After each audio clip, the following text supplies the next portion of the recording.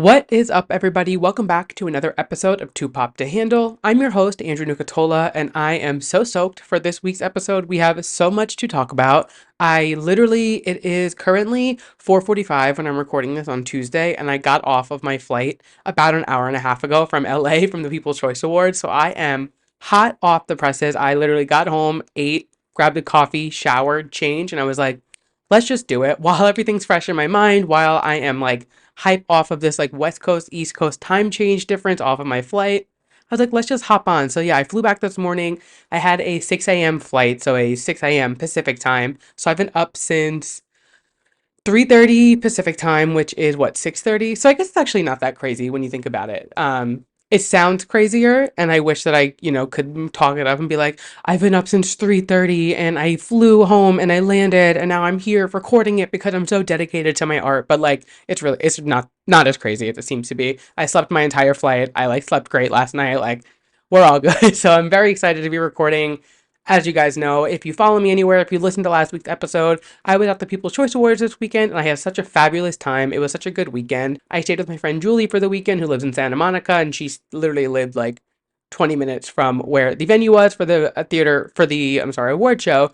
So it was like perfect. It just worked out. She was going already, so it just kind of was like meant to be when I got invited, and she was already going. So we had such a fun weekend. It's always so fun to see her. She always stays with us in our apartment when she comes to New York by herself. So it was like when I got there, I was like, oh my God, the tables have turned. I'm on the West Coast staying on your couch. Usually you're on the East Coast staying on my couch. So it was fun to just, flip the script for the weekend. We had a really, really fun time at the People's Choice Awards. I'm going to just hop right in. Lots of pop culture stuff, lots of music stuff to talk about.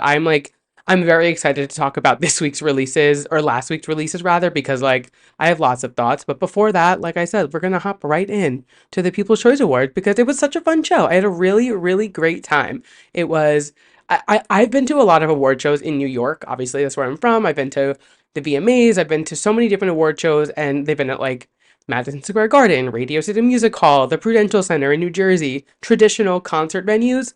This was so interesting. So the People's Choice this year, and I believe last year as well, it was at the Santa Monica private airport, like where people fly in and out on their private plane. So it was literally like, it was not a traditional venue at all. So it was so tiny. It was like this itty bitty little theater. It was the smallest venue I've ever been to an award show at. And the way that they made this room just work for the space, I was so impressed. The people who put that stage together, who made like the layout of the whole, like the way it was set up, kudos to you guys because it was such a tiny space to work with and they fit a lot of people in there. They had a lot going on. There was like people moving around, so many moving parts, and they did such a good job. It was honestly one of the funner award shows I've ever been to. They're always fun, but like, it's for TV.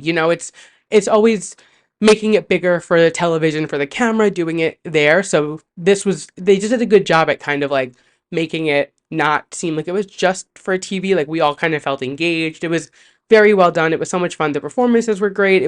They had some big people. We'll get into like all the moments and stuff, but I was like, the People's Choice is not the Grammys. The People's Choice is not the Oscars. You know what I mean? You're not seeing like the creme de la creme of celebrity at the People's Choice, but like Billie Eilish was there, Jennifer Aniston was there, Halle Bailey was there, like so many just like people that I was like, oh my God, like it was cool to see them in this space when and again, I mean, the People's Choice is obviously, it's a big award show still, but I mean, it's for the people. It's the people's choice. You know what I'm saying? So it's not necessarily like A-list central. So it was cool that they had some good picks within the crowd as well. And just all the Selling Sunset cast was there. We had some Jersey Shore folk in the audience. Like it was just a good mix of people, some fun celebrities. And I think the best part about going to an award show is watching everybody interact between, like seeing who clings to who and who's up taking photos together. And like, because in the commercial breaks, the celebrities are all walking around their tables and chatting with each other, taking photos. And you can also always kind of tell who's going to win the next award by where they're seated. Like if it's easy access with a camera or something like that, like you can piece together once they start to announce it. You're like, oh, they're going to win because they're sitting right by where the podium is. So it's always fun to kind of see the behind the scenes. And that's the stuff that I like. Obviously, I love to see the stars and the performances, and it's always just cool to see who shows up. But the behind the scenes of it all, especially now doing this and being more on the like production side, I guess. I don't know, like filming things, recording things, stuff like that. Obviously, me filming on an iPhone in my living room is much less scale than the People's Choice Awards, but I just have a more of appreciation for it. And now going to these events, I like to see like how they work their cameras, the camera crew, the teleprompters, the lighting. Just it's always fun for me to watch. So it was fun to be there. And yeah, I don't know. I just had a great time. So some of my favorite moments, like I said, Billie Eilish was there, which was so cool. And she was one of the first awards of the night. And she, I believe actually the very first, I want to say. So she was the first one that we saw win an award. And she just so like it's Billie. I mean, we're all seeing the viral video going around of her like shading all the TikTokers there, and I'm pretty sure we know why she said that. There was like an incident on the carpet with a certain creator, allegedly. I don't know if it's true or not, so I'm not gonna. You guys, you can figure it out. I'm not gonna be the one to like put a target on somebody's back, but I understand what she was saying. If you didn't see what she said, at least we can talk about that. She was like, "There's like TikTokers here," and like points to the back where like some of the creators were, and I mean. I think there's like mixed feelings about it. Like TikTokers they're obviously not A-list celebrities. They aren't, even content creators. Like I was there as a content creator, which is essentially kind of the same thing. So whatever. But it like the way that celebrities, like traditional singers, music, whatever, actors, or whatever, talk about some content creators and like talk about like as if they're lesser, like we know, you know what I mean? Like everybody we know that TikTokers and Jennifer Aniston are nowhere near the same levels. But at the end of the day, your team is the one rushing to TikTok to push music and to promote it. So like, and you're at the same award show. So it's just like a weird thing. So it's like next time Billy releases music, is it gonna go viral on TikTok, or are they gonna be like, sorry, we're not doing it? She obviously doesn't appreciate it, and she doesn't need to. And this is you guys. I love Billy. You guys know this. Like I've talked about her before. I love her. So I don't. I don't really. Regardless, I'm still a fan. I'm just very curious, like how that's gonna play out. Like it's like making big headlines about her saying it, and a lot of people are agreeing with her, which I guess I can understand. But as somebody who is trying to break more into the space, I guess, and was there, I was invited as a content creator to go because of the podcast. Like I can't be like, oh my god, yeah, I totally agree with her because I was there too. I'm not to the level of the TikTokers that she was talking about. Like I'm not being like she was talking about me, like not me with my like 2,000 followers, but like you know what I'm saying? So I don't know. Like I get what she was saying, I guess where she's coming from, but it was just like I think it, it, it's unfortunate that I got caught on camera, is what I'll say. And like that, I'm going to leave it at that. But again, just cool to see Billy. I love her, and she had another moment later in the show that was one of my favorites. Actually, was my favorite moment of the show she was involved in. So we'll talk about that in a bit. But just going in order, like I said, Jennifer Aniston was there, which I'm a huge Friends fan, so I was just stoked to see her and her to be there. Which she is like almost as A-list gets when it comes to actresses. So I was no, she is as A-list gets. So I was like, oh my god, like that's huge to see her. But then I pieces together. Adam Sandler was getting honored with an award that night, so she presents it to him. Obviously, they work together so much. Just go with it. They've had a few other movies, and they're just such good friends and continue to have been friends after all the movies. So her announcing him and giving the speech about him beforehand, and then her watching him give his speech, which is it was a cute, wholesome moment. Just like people who appreciate pop culture and things like this, it was a big moment to just like be there and watch it. So that was really cool. And I mean, Adam Sandler, come on, he is like literally the funniest guy. His speech was so funny. If you didn't watch, he did. Instead of saying he was the People's Choice Award, he said, "Oh, I thought I was winning the People's Sexiest Man Alive." So he would give a whole speech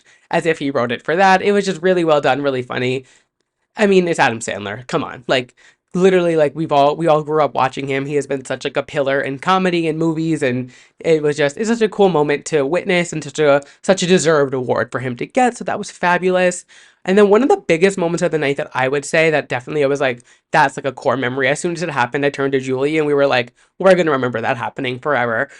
Sydney Sweeney and Glenn Powell came out to announce an award, and in their new movie, they have the moment with Natasha Bedingfield's Unwritten. So Sydney says something like Glenn's doing a whole bit of like, oh my god, I'm nervous. Sydney's like, do you want me to do that thing that calmed you down? Which like the fact that they're still going into like they know that the press tour is over, right? Like they know that they don't have to keep this up, but like I mean, if I looked like Sydney Sweeney or Glenn Powell and that was like my counterpart and I was able to flirt with them, like they are both so stunning and just like beautiful to look at. I didn't know where to look. I was literally like, it was like a ping pong ball, like looking back and forth because the two of them were just so good looking. I was like, how do they, like, how, like, it's not fair. How do they look like that and like get cast together and have this chemistry? I was just like, you guys are making me fucking sick, but I loved it. So they have the moment about Natasha Bedingfield with Unwritten, and then lo and behold, Natasha Bedingfield comes out, which, like, can we just discuss? I feel like she is so unappreciated and underrated. She obviously has her hits, but I've seen her in concert two times, I want to say, and I'll admit myself, like, I wasn't going to the concert to see her. She just, it was like a festival lineup and she happened to be there, but both times I left and I was like, that was such a good show. She has such a good energy. She's so fun. Even when she came out at the award show, like, everybody was so excited, everybody lit up. She just had such a fun energy. And actually, I'm skipping ahead a bit, but when we left the award show, we were like walking to the rideshare pickup to get our Uber, and she was just like outside with fans. Everybody was singing with her, like she was taking pictures, making TikToks with fans, like literally so normal. And like, she's Natasha Bedingfield. I was like, it was cool, you know. She was just like out there. Everybody was singing with her. They were like taking selfies, making TikToks. It was really cute. So I think Natasha Bedingfield deserves so much more respect than she gets from all of us. You know what I mean? She's more than Unwritten. She's more than Pocket Full of Sunshine. Like, she's a ray of sunshine herself. You know. So I don't know. I was happy to see that she came out and had her moment. I thought it was really cute. Whoever thought of that at the People's Choice Awards team, like whoever put that together, snaps to you. That was genius and such a moment. So you are very good at your job. Moving on through the night, Lenny Kravitz was awarded the Icon Music Award, and Victoria Monet, who you guys know that I love, she came out and my God, did she look so good? She's just so stunning. Her outfit was so cool. Her hair just, oh my God, I love her. So she came out to present the award to him, and you can tell how excited she was and honored to be giving him this award. She had announced his performance. He did the performance, which was, I mean, it's Lenny Kravitz. Like, a living legend, an icon. He did such a good performance. His energy was so great. Like, it was just cool to see him. And you know, I'll admit, like, I'm not a Lenny Kravitz fan. I would never seek out going to one of his shows. So this is the only situation that I really would see him in. You know, like, I wouldn't go out of my way, which I just not. I don't know. Don't. If there's any Lenny Kravitz stands listening, don't come for me. I apologize. I can appreciate that he's an icon, but just not my cup of tea. You know, I don't. Whatever. But I had a blast during his performance. It was just his energy is great. He was so good, and it was just I don't know, just so much fun. And then she presented him the award after, and she was on stage while he was giving his speech, and just like you could see in her eyes, like she was so into his speech, and just was like while the crowd was cheering, she was cheering with him. It was just cute. You could tell she was really appreciative to be part of that. So I loved that moment. And then my favorite moment of the night had to be America Ferrera getting the People's Choice for Movie Moment. So obviously we all know and love her Barbie monologue. It was such a moment. It really was like such a huge part of the movie. It was like the turning point, you know what I mean, in the movie. So I'm not surprised that she won, and I'm so glad that she did. This is where Billie presented to her. So what I was referring to earlier with the Billie Eilish moment that she had. So she presented it to her, which just makes sense because obviously she has the song in the movie. So it was just like a cute moment. Obviously orchestrated that Billie presented it to her, so it'd be like a cute, you know, bridge the gap kind of moment. But that being said, her speech was just so, you could tell how appreciated she was. Like, she was so just honored to have been there to get the award. She's another one who I feel like doesn't get as much like respect as she deserves. I mean, Gotta Kick It Up, Ugly Betty. Like, she has been in so many just like major things in her life, and like she's she kind of like falls into the back, and it might be intentional. Like, she might want to be that kind of actress who just like gets her bag every few years. That's what she has to do, and then like disappears. But like, I mean, Ugly Betty is one of the best shows I've ever watched. It is one of my absolute favorites. If you've never seen it, add it to your list. It's just so good. It's like the perfect mix of like cheesy, sentimental. There's like you just love the characters, and I mean, she's the star of the show, and it ran for a decent amount of seasons. So I was just excited to see her get awarded, get the flowers, and her speech was just so cute. She was so You could tell she was so happy to be a part of the Barbie movie, and I almost wonder if she didn't think that her monologue would resonate the way that it did with people, because you could really tell that she was so appreciative that like that stuck with people, and the way that like Barbie was such a phenomenon with everyone, she was so just happy and excited and appreciative. And I think like I think America Ferrera deserves, like, I think she needs her big movie moment, like her big starring role. Like, I don't know. She's America Ferrera. I feel like she deserves a little more chops than she gets. But that was my favorite moment of the whole night. It was so pure, so cute, and I loved it. It was 10 out of 10 from her. And then the last moment of the night of the show, we'll go into the after party in a second, but was, I mean, Kylie Minogue. Come on, like gay pop icon. As soon as I saw that she was going to be performing, I texted Julie and I was like, "Oh my fucking god, Kylie Minogue's performing, like the gays are gonna go crazy," and that they did. There was obviously a decent amount of gay men in the audience because the vocal fry that you could hear in the audience when Kylie Minogue was performing, me included, it was we were literally in Hell's Kitchen. It was we somehow transported out of Santa Monica into Hell's Kitchen, and I was like, this is everything. I mean, it's Kylie Minogue. She's literally an icon. It was so just exciting to see her live. I've never seen her, so I was excited to see her, and yeah, it was just a fabulous night. Really, just like a really well done event. It was really fun. You could tell like everybody was just enjoying their time there. It was a fabulous event. So much fun. Thank you again so much to the People's Choice Awards for having me. Thank you to FanMade for inviting me. I had so much fun going, so much fun creating content, and just all the things. So if you didn't get to see, I did post a vlog of my trip there, and I did a little get ready with me. They are on my personal TikTok, so that's at Andrew Nucatola, and then they're also on the Two Pop to Handle Instagram, so just at Two Pop to Handle. So go give me some love, check it out, no big deal.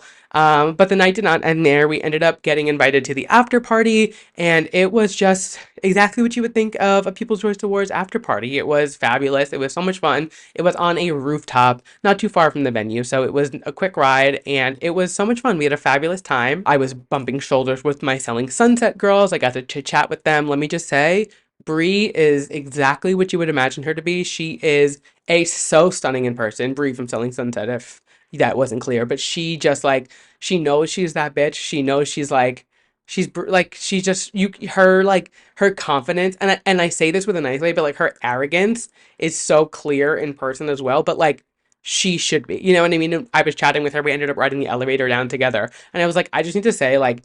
I know on the show everyone thinks that you're a bitch, but like you should be. Like you deserve to be a bitch, and everything you say I'm like snapping along and clapping with you. And she was like, "Oh my god." She was like, "You're my people. I love you." Like we were like chatting in the elevator. She was super super sweet. I chatted with Chelsea a bit, Chriselle, which you guys know I love Chriselle. Everybody was seriously so nice. It was just like a fabulous night all around. There was tons of housewives from New Jersey there. Hannah Mojo was there, and she was so sweet.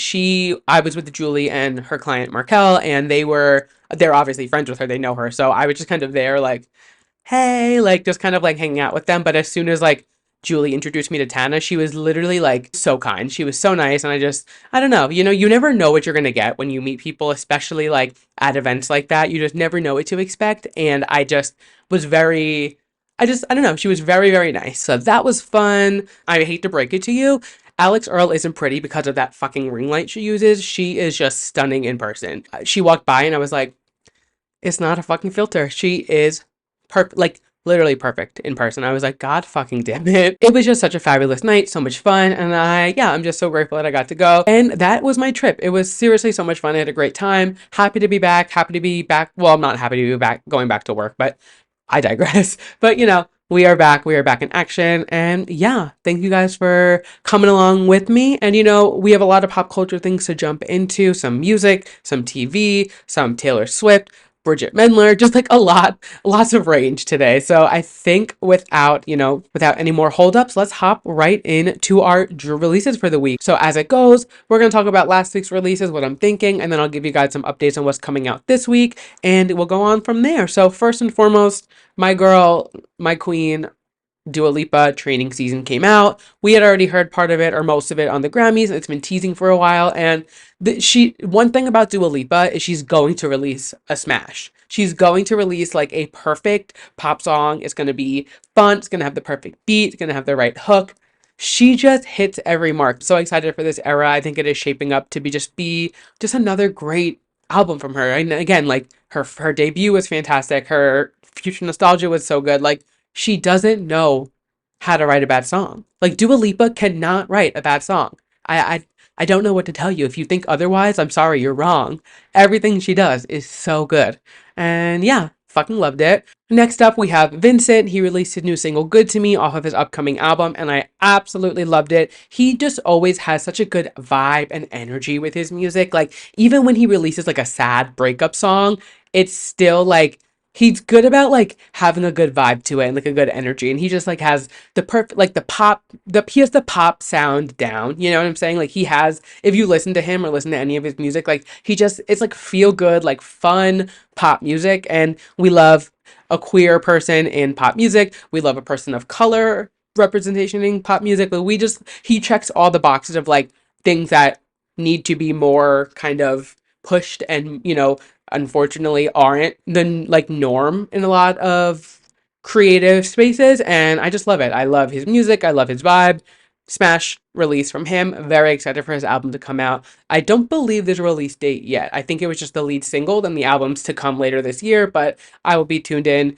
You guys, if you're listening, you will be tuned in because I will be talking about it. So stay tuned for that. But definitely go check it out. Go stream it. His last album was really, really good too. Yeah. And you guys know all these songs are always all the songs that I like. Let me preface that because we're about to go into some songs that I did not like. So these are not on my Drew releases playlist, but any song that I talk goodly, I like, is that English? Any song that I talk highly about is always on my Drew releases playlist, which is linked in my Instagram bio, Spotify, Apple Music. You can go find it there.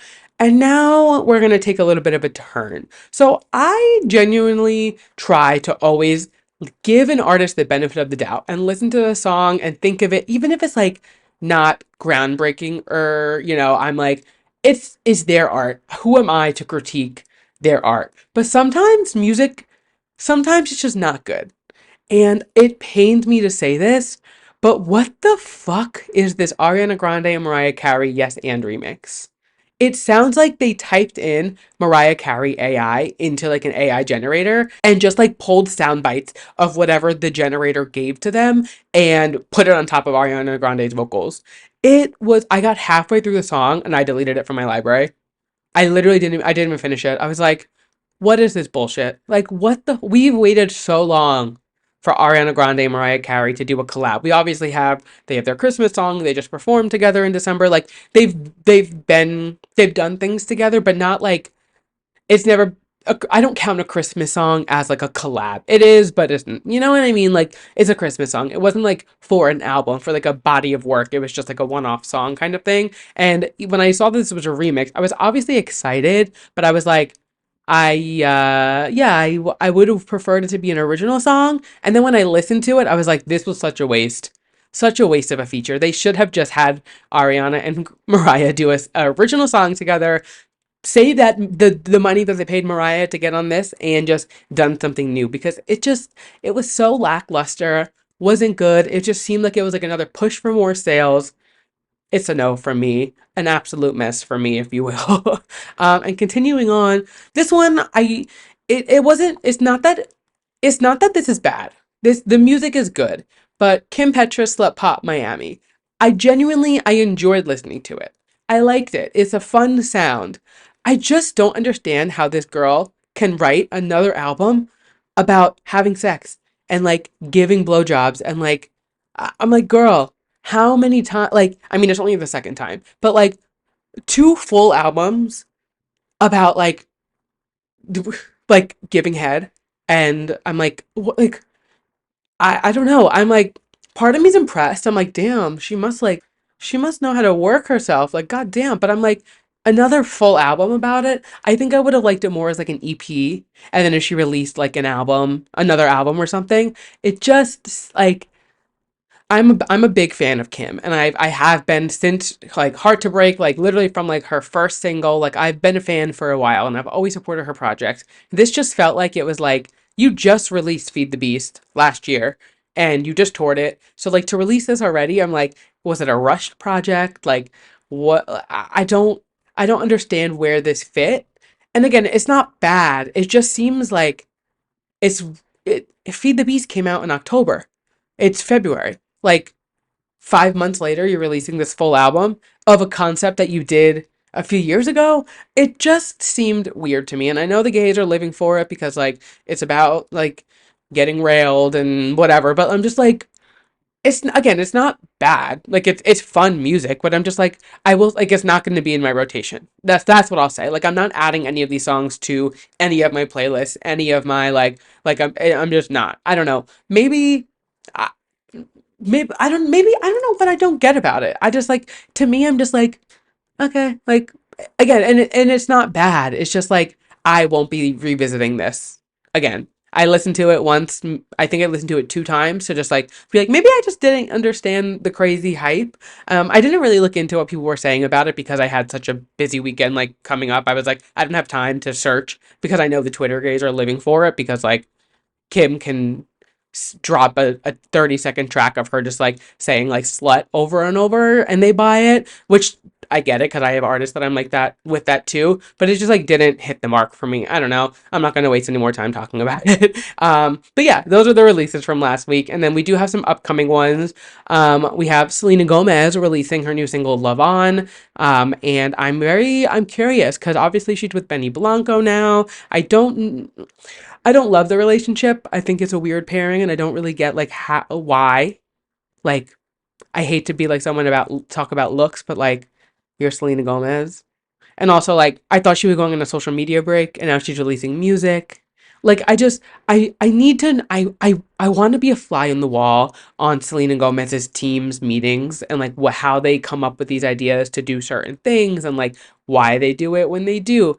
Just like her whole strategy on things always feels very weird to me. It works, obviously. I mean, she sells and like I mean, not music, but like she sells her makeup and things like that. But I'm just like, I don't know. I liked Single Soon. I thought it was fun. Like I thought it was did it change my life? No, but like it was a fun beat. It was like a fun enough message. She obviously wasn't single when she released it, so that kind of dilutes it, but like as like a song, it was fine. I did like it and I do listen to it here and there. Like I like the music video, Thomas and I will put it on and my gym plays it, so like it'll come on there and I will pause my music to be like, okay, let me listen to this while it's on. But curious to see how this sounds. I am excited for it. We'll talk about it more next week. We also have a new release from Flyana Boss.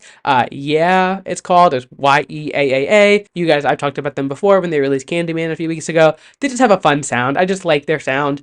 I'm not listening to it because it's going to be like life changing lyrics. It's just like fun music. So I'm excited for a new release from them. And then Monet Exchange, who you guys I talked about a few weeks ago, you guys know I saw her do the comedy special. She's releasing music this Friday. So she's releasing Body, it's called. She's put out music before. She released a single in like 2021. It was called like Love Like This, I think it was called. And it was just like kind of like a fun summertime like beachy vibe. And I really liked it. It was fun. Again, nothing crazy. I don't listen to it that often, but like if it comes on shuffle, I'm like, oh yeah, I forgot about the song like that. So I'm excited to see what she has in store for us. So you guys know, obviously, we will talk about them all next week, and we will give a full rundown of what I'm thinking. But yeah, those are our releases from last week, from this week. Again, just it's going to be a big year for music. I keep saying it. I'm so excited. And we have some more actual music news in the stories this week. So we'll get into it. But now we're just going to hop into some more general pop culture news. So unfortunately, we are starting on a sad note but last time we talked this hadn't happened, but there was the Super Bowl parade in Kansas City last week, and unfortunately it did end with a shooting. Now, I mean, it shouldn't be the case that we're like, okay, another shooting, like surprise, like it's not even getting old, it is old. Like come like how many times does there have to be a shooting and people hurt, people killed? I don't care if it's one person killed, no people hurt. Regardless, how many times does this have to happen before something happens? You know what I'm saying? Like it's just like it's so old and like I just there's I could do a whole like episode 3 hours long just ranting about like why are these gun laws so loose and why is it so easy for for certain people, excuse me, in places to buy these literally deadly weapons. It makes me sick. As soon as I saw the news, I literally was like, you've got to be fucking kidding me. Like it's just like people were there celebrating their team's big win. This Super Bowl was a huge game. It was huge for people, like for everyone, really. Like I said last week, it was such a moment for people to watch this, whether it was because of Taylor, whether it was like Chief fans, like no matter what it was, like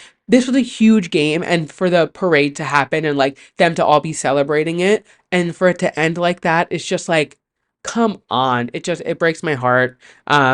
I am sad to report that a local radio host there was only one person who was killed, and it was this local radio host. She is on one of their local stations. She's also a mother. Just like so heartbreaking. Like, she's probably been reporting on the Chiefs all season long, whether it's about the Chiefs, Travis Kelsey, Patrick Mahomes, Taylor Swift, and Travis. Like, I'm sure she's been reporting about it all season, and then she's there to celebrate it, and now she doesn't even get to continue to like do what she loves, and it really is so heartbreaking. Travis and Taylor did end up donating $100,000 each. I believe it was to two different or like GoFundMe's. One, I believe Taylor donated to the family of the radio host who passed away, and then Travis donated to a GoFundMe for two people who were hurt in the act. So like there were a handful of people who were hurt due to the shooting. Only one person had like a tragic ending, unfortunately. But so yeah, they did donate, which was, it is.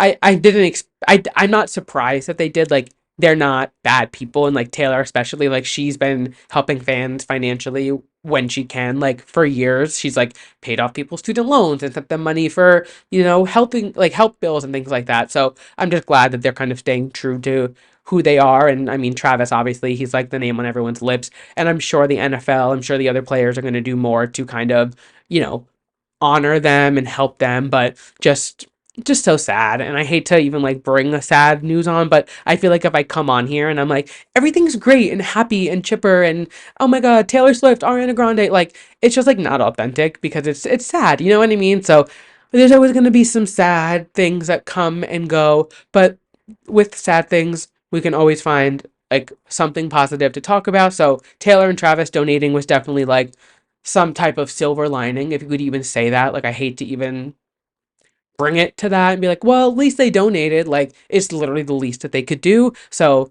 I'm just happy that they did. But just sending my love to Kansas City, anybody who was affected, anybody who was there and had to like witness that. I can't even imagine just like the traumatic damage that that would do to somebody. So sending my love to anybody in Kansas City. And I'm so sorry to hear about all of the chaos and that has ensued. But some other Taylor news: Eras Tour was back this week. She is back and she is in Australia, and there has been some things to talk about. So first and foremost, there is a second edition of the Tortured Poets Department coming out. It is called The Bolter, and there's layers to it. So she obviously announced the album at the Grammys, and it was called The Manuscript. Now there's a new edition of it with a new bonus track called The Bolter, and there's layers to that name. So first and foremost, we all know Joe Alwyn did not like to be seen on camera, and like the most famous video of them that we've ever seen is, I think it was after the VMAs, of them like it was like a 5,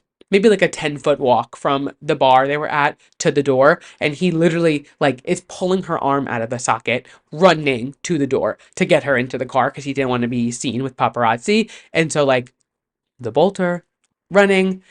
Then people started finding out there was also a bar in London called The Bolter. And if you tie back, dive bar on the east side, Delicate, where they kind of met and started like doing, not met, I'm sorry, but doing like, it's obviously like a big moment. There's a bar downtown, and it is just like, must be either like maybe a first date or something significant there. So for her to have that tie in there, and fans go to this bar all the time, like it's a very well-known Swiftie thing in the community. Now that there's like another bar name tied in somehow, I'm very curious to see how that kind of like, how that bridges and what the vibe's gonna be. We know that this album is not gonna be poppy and fun and like rainbows and butterflies. Like it's gonna hurt. It's gonna be like a oof, like it's gonna hit us in the gut. So I'm very curious to see how, this bonus track specifically, how it kind of plays in and what it tells us.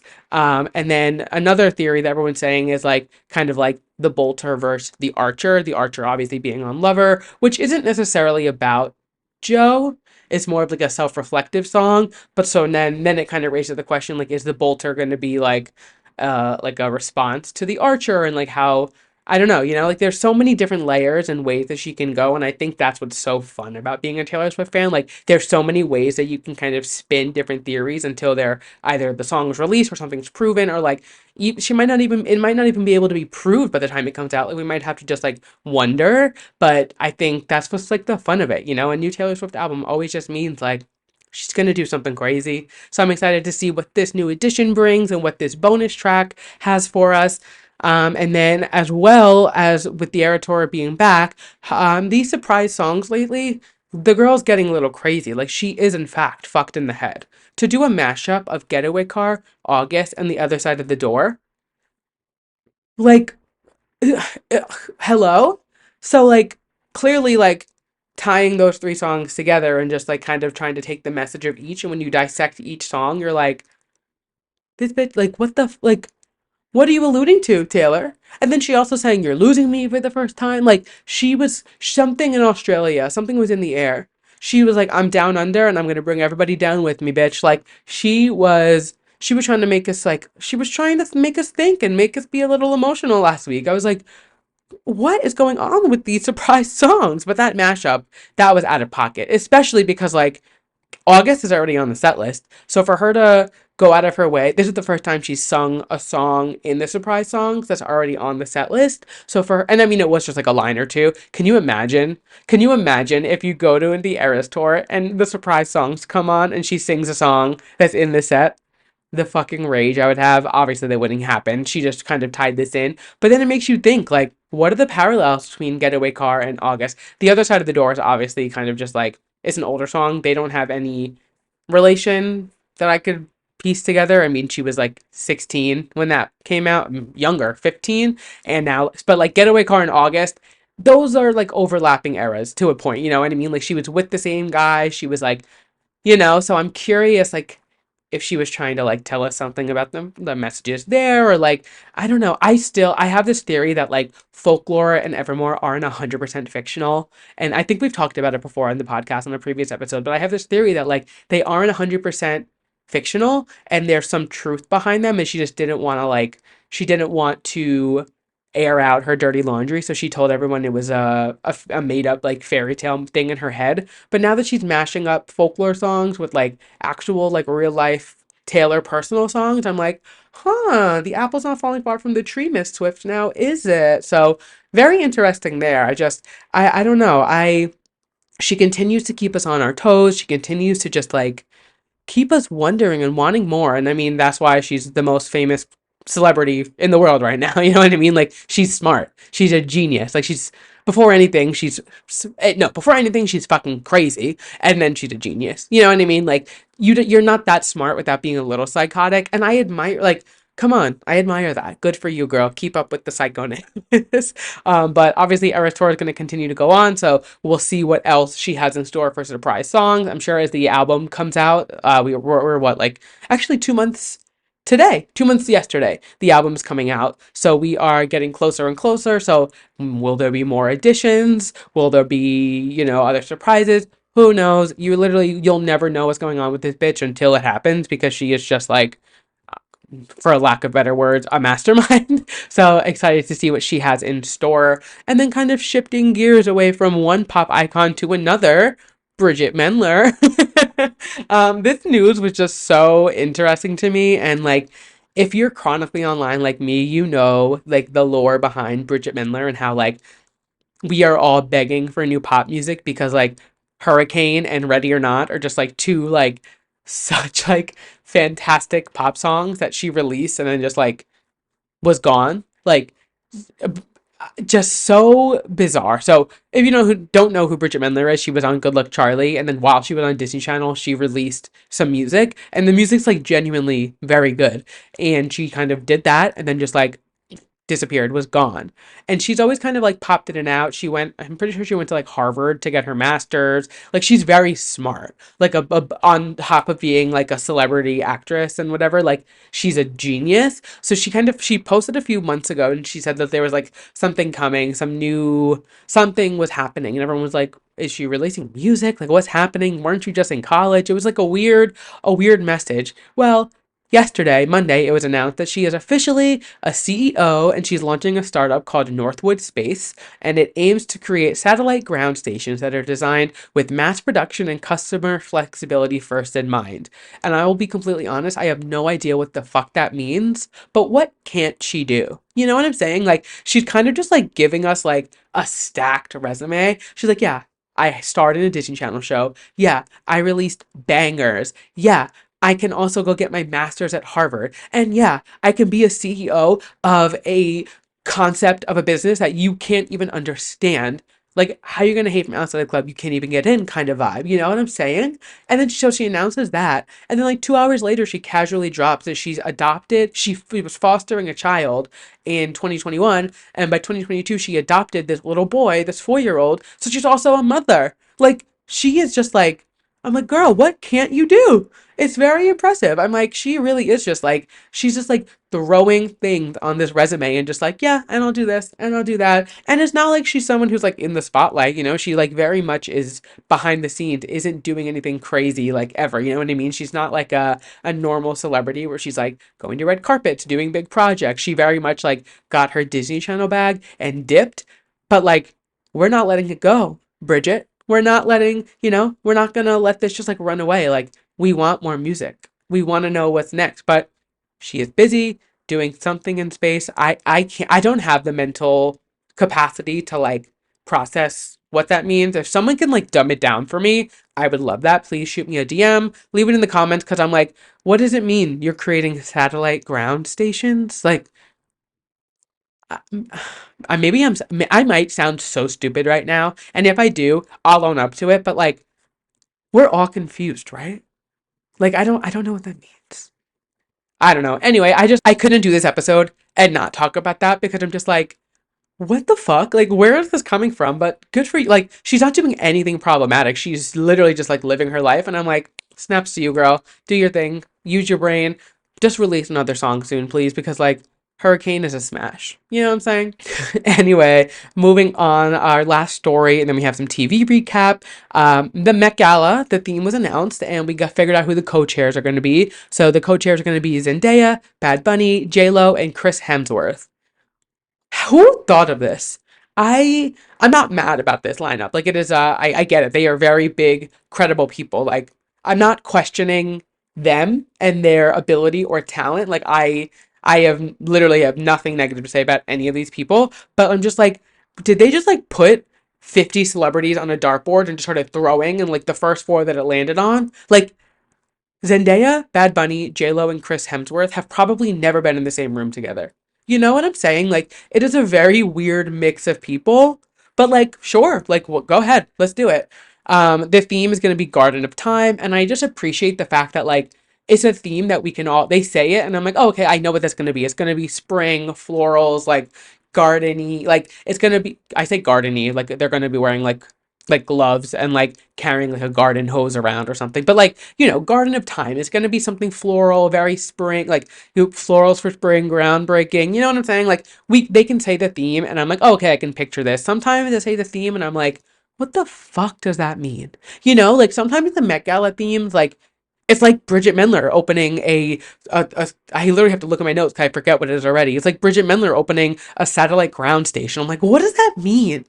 And like, it's the Met Gala. It's fashion. It shouldn't be anything that hard to digest. But somehow, some years, I'm just like, what the hell? And honestly, a lot of the guests don't even know what the thing is because nobody ever shows up on theme. So I'm hoping now that they've dumbed it down for everyone, hopefully everybody shows up and can do something a little more, a little more like, you know, well-rounded and on theme. But Met Gala, obviously, always a very exciting day, especially in New York. It's cool. I mean, I'm not going to say where I live, but I don't live too far from the Met. Like, I live like on the same side of the city. And it's just like I've never gone close to it, but there's like a feeling in the air. Maybe I just make that up in my head because I know it's the Met Gala, but I'm always like, oh my God, it's happening only like X amount of minutes away from me. Like, it's just cool. I don't know. Maybe that's just me. Maybe I just like geek out about it, but the Met Gala is always so exciting, and I always love to sit in my sweatpants on the couch and critique people's fashion that I'll never be able to wear the things that they're wearing, you know what I'm saying? So I'm very excited for that. It's May 5th or 6th, something like that. Also very curious if Taylor and Travis will be there because there's no Kardashian on the board. like on in the chairs. She technically could make it. She has a show in Paris that week, but she doesn't have a show that day. Travis, I can't imagine he's rehearsing for anything. Like it would be cool. I would love to see if the two of them would show up. Like that would be major, major. Also, to tie in, and again, I'm going back to Taylor because it's just everything revolves around her. Obviously, she is the whole like the lore about her doing going to the Met Gala with Florence in 2016, and that night is a night where like her and Joe were first spotted together. Like it would make sense if she released the album that's about obviously like her breakup and then goes to the Met Gala with her new boyfriend a few weeks later. I feel like that would be kind of cunt. Like I kind of hope she does, you know what I'm saying? So like we'll see. I'm excited. I'm very excited for the Met Gala this year. And that is our last pop culture story for the week, but we're not done yet. We still have a few more segments. You guys know the drill. We got some TV to talk about. So first and foremost, Drag Race this week. Now, if you listened to last week's episode, I kept saying, I was like, I just was not floored by the episode last week, and I hope that this week does it for me, and boy, did it deliver. It was a Rusical episode, which if you don't know, that is when they perform a musical on the episode, and it's like a turning point of the season for people. Like I was saying a few episodes ago rather, when they did the ball. It's like the ball, the Rusical, Snatch Game are three big episodes of the season to really show who's like rising to the top and who's falling behind. This Rusical was phenomenal. Phenomenal. Oh my God. It was so good. I genuinely, the whole episode, I was like, my jaw was on the ground. It was so well done. So they do the sound of Rusic, obviously, oh, sound of music play. And it was, uh, no notes, not a single note. It was perfect from start to finish. The whole episode was so good. They obviously, I mean, Plasma being the theater kid that she is, like, she obviously was going to eat every single crumb of this episode, and she, in fact, did. She knocked it out of the park. Knocked it out of the park. It was like, I don't know much about baseball, but I know that a home run is good. And I know that Plasma, if she was playing baseball, she would have hit a home run because she did such a good job. Uh, I loved it. This episode was fantastic. I think, and they ended up being the top three, but Plasma, Saphira, and Q really did, like, they were the standouts for me. They were so great. They did such a good job. And on the runway, the three of them were also my favorites. But then, of course, Nymphia. I swear she's not, I'm not just playing favorites. Like, she just is so good. Oh my God. But the four of them really just like knocked it out of the park on this runway. The runway theme this week was I Can Buy Myself Flowers, which obviously is a nod to Miley Cyrus. And I was like, Miley is such a big fan of Drag Race. I just know she was geeking out when she found out that they were doing a runway theme for her. Not for her, but based around her. You know what I mean? And I will say, literally, everybody did so good. Not only in the Rusical, but on the runway. Were there people who like looked better than others? Yes, but nobody looked bad. And that's what made it so hard. So when I was rewatching like everyone and I was looking, I was like, this was a week where literally everybody did such a great job. So it really came down to the nitty gritty details of like the tiniest thing. If you breathed the wrong way during the Rusical, if you had literally one of the critiques for Morphine was that like she didn't have a finished hem on one of her sleeves. Like it is down to every single thread count and every single step that you make on that stage because everybody did such a great job. And that's what like I love episodes like that, but it makes it so hard because you can slip up the slightest bit and it's you're done. Like it just, like it's just not that's it. You know what I'm saying? So just such a good episode all around. I absolutely loved it. And then it only makes sense that they lip sync to Flowers by Miley Cyrus, which Flowers being a lip sync song might be a bigger deal to Miley than winning the Grammy. Like it's very back and forth. She might have been more excited about it being a lip sync song, to be honest. I just know she was geeked that she had a runway and a lip sync song for her.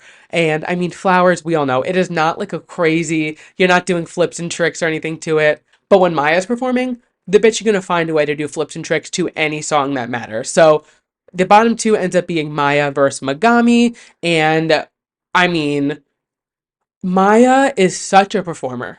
Like she is going to flip and twirl and spin and kick and belly slide down the runway. Like she just pulls out all the stops, and she deserved to win. I will say, like, she absolutely devoured this lip sync, and that means Megami did end up going home.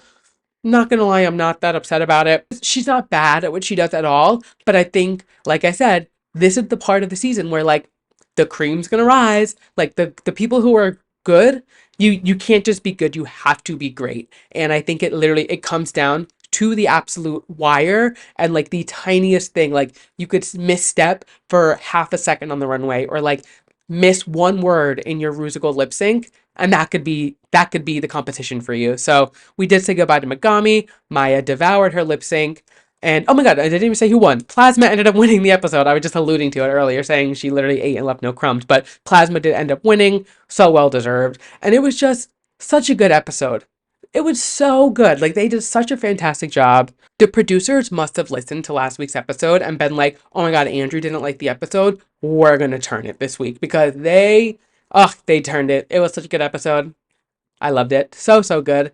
Moving on to the Traitors. So I realized I didn't recap it last week. I didn't miss too much. Like, it was what it was. But this week's episode was so good. It was so intense. So we start the episode and we do find out that Burgalicious had been sent home, which they had a limited amount of people they could pick from because of the way that they did like the safety in 2 episodes ago. So not like, out of the people, it was going to be either him or Trishelle, I figured. So I would have preferred it to be Trishelle, but I would have been a little too obvious if she went home. So I think picking Bergie, it made sense. I'm surprised that Phaedra was like okay with it, but I think at this point in the game, she's like, we have to get people out of the house so they are, or the castle, so they're not, we just have to keep this party going. If you remember a few episodes ago, she was like, I don't want to vote out Bergie, I don't want to vote him out, because they had a good relationship. Like, they were very close. So they did have to say goodbye to him. Can't say I'm surprised, like, it did make sense. Then we find out that these people are going into like a Fear Factor level competition, challenge, whatever you want to call it. When I saw them dumping maggots and cockroaches on them in this cabin, I was like, no, no, you could not pay me enough money to do this. When like they were crawling through the pipes and trying to find like the gold and all the shields and stuff, and they're getting like soaked with water, throwing bugs on them, like in the dark. Nope.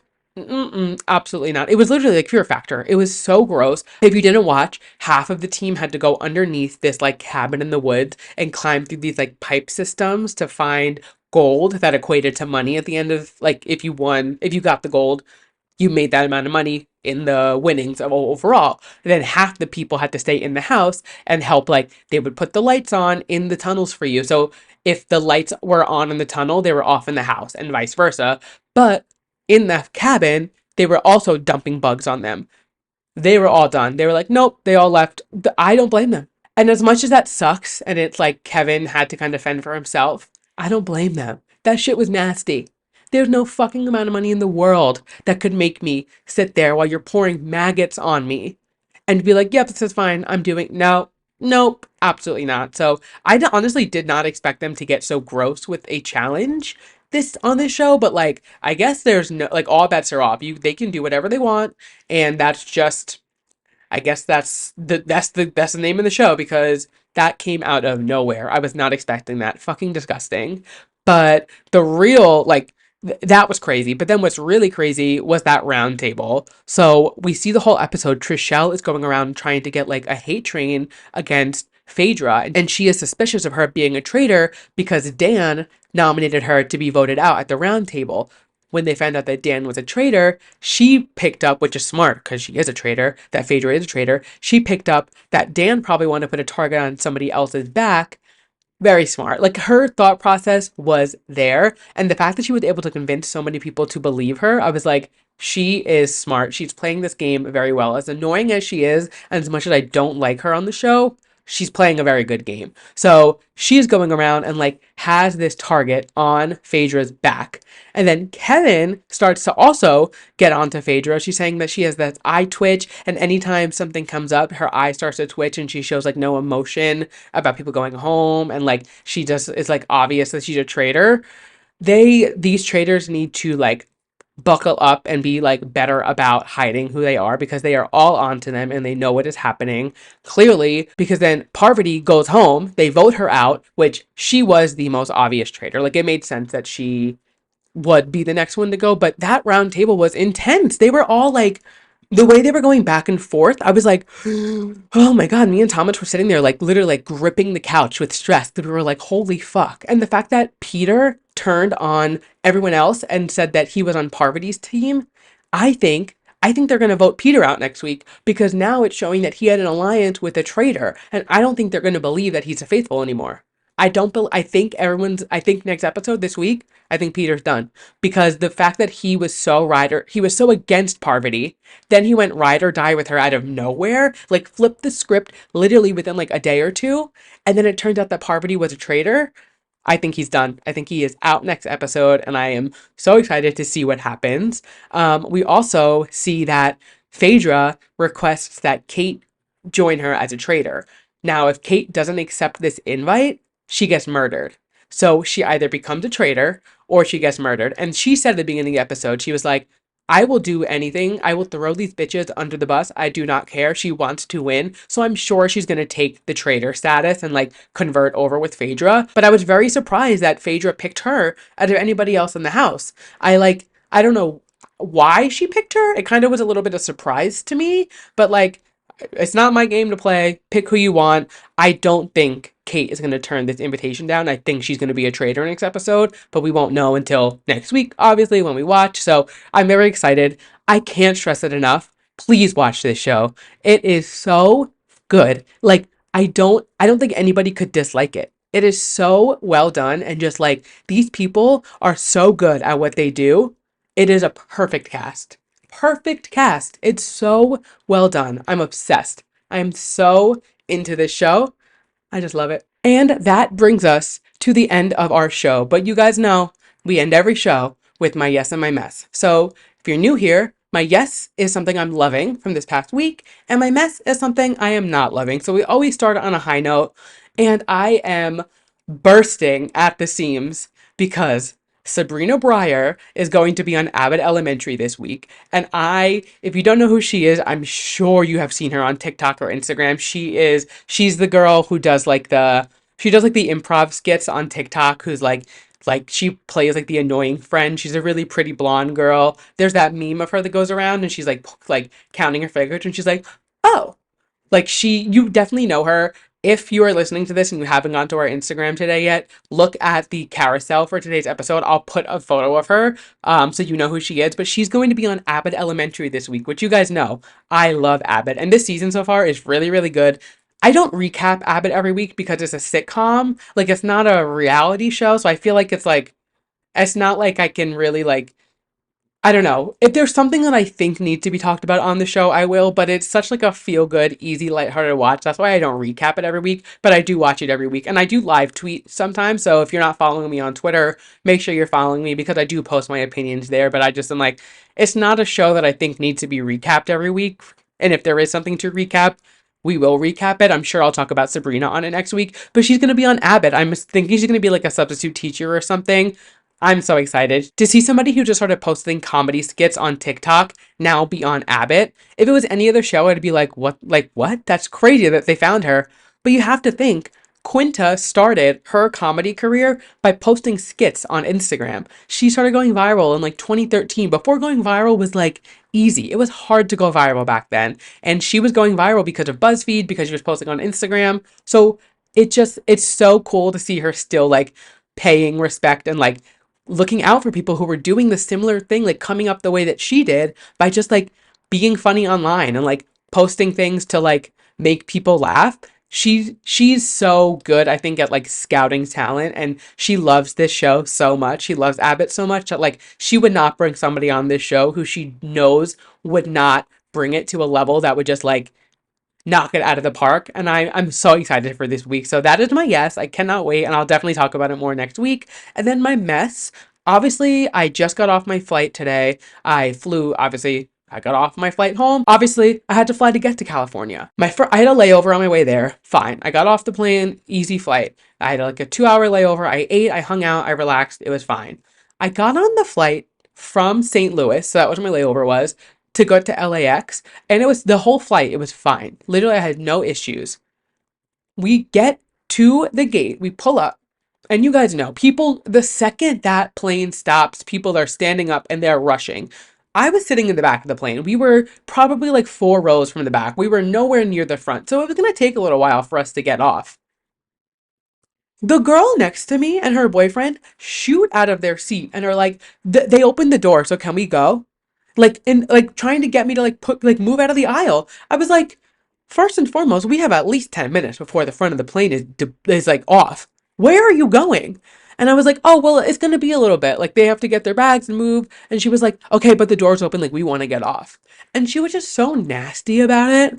I was like, girl, where are you going? And so I was like, go ahead. So I stepped aside, I let them go, and then I sat there and I watched with a smug look on my face as they got stuck behind these people. And guess when they got off the plane?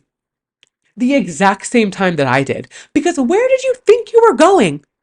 Where were you getting to? Everybody on the plane had to get off before you could move. Where did you think you were rushing to? And it was 9:30 when we landed. Where were you going? It's not dinner time. You were not just to go to the club. Like, where are you so eager to get off of? And like, she's not the only person. I know this is a common thing. Like, I know the people listening, I know you've been in this situation where everybody gets up and is trying to rush off of the plane. And I just don't understand where everybody is in a rush to. You know what I mean? Like where getting up and standing in the aisle of the plane is not getting you off the plane any faster. So why are you rushing to get off? Trust me, I don't want to be on that plane either. We just sat on the same flight. I don't know if you know this, but like we were on the exact same flight. So we've been sitting in our seats the exact same time, had the exact same experience the whole time. What do you think I want to be sitting here? No. I want to be in LA too. I want to be walking around doing my thing. But like, girl, where are you in a rush to? Where is everybody always in a rush to? It just like drives me nuts. I'm like, can you just like chill for a second? We all have the same goal. We all want to get off the plane. We all want to we were just sitting in a on a piece of metal in the air for 4, 5, 6 hours. Nobody wants to be on the plane any longer than they need to be. But you got to do it. You know what I mean? It works. There's an ebb and a flow, and like there's a way that it works. You let the front clear out. When I tell you, literally she did not move, and I got off the plane exactly behind her. Literally, she did not make any progress. I was like, you dumb bitch. Hope you had. I sat my ass right back down, sat in my seat comfortable, was on my phone. They're standing in the aisle cramped. They had to like move around, let people go through, like get off their bags. I was like, I hope you feel fucking stupid. I hope you feel so dumb.